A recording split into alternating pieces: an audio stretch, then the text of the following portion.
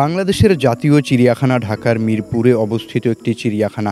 এটি বাংলাদেশ সরকারের মৎস্য ও প্রাণী সম্পদ মন্ত্রণালয়ের অধীনস্থ একটি প্রতিষ্ঠান।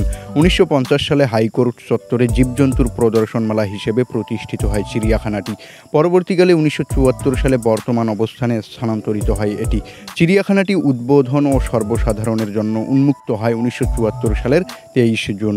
বছরে প্রায় ৩০ লক্ষ দর্শনার্থী ঢাকা চিড়িয়াখানা পরিদর্শন করে থাকেন। ২০১৫ সালের ৫ ফেব্রুয়ারি নাম পরিবর্তন করে ঢাকা চিড়িয়াখানা থেকে বাংলাদেশ জাতীয় চিড়িয়াখানা নামকরণ করা হয়। ঢাকা চিড়িয়াখানার বার্ষিক বাজেট ৩৭.৫ মিলিয়ন টাকা, যার মধ্যে ২৫ মিলিয়ন টাকা পশুদের খাওয়ানোর জন্য ব্যয় করা হয়।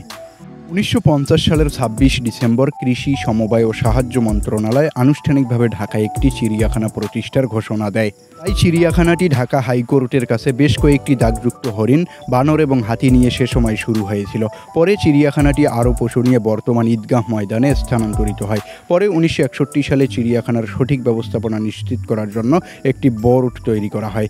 এরপর অভ্যন্তরীণ এবং বিদেশ থেকে প্রাণী সংগ্রহের পর চিড়িয়াখানাটি ২৩ জুন ১৯৭৪ সালে বর্তমান অবস্থানে উদ্বোধন করা হয়। ঢাকা চিড়িয়াখানার আয়তন প্রায় ৭৫ হেক্টর। চিড়িয়াখানার চত্বরে ১৩ হেক্টরের দুটি দৃষ্টিনন্দন প্রশস্ত লেক আছে। এছাড়া বর্তমানে ১৩৪ প্রজাতির ২,১৫০টি প্রাণী রয়েছে।